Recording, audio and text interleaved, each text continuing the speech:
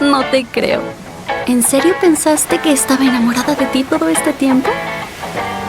Cada expresión, hasta el rubor de mis mejillas, no fueron más que una farsa. ¿De resolver este problema? ¡Yo! ¡Dos!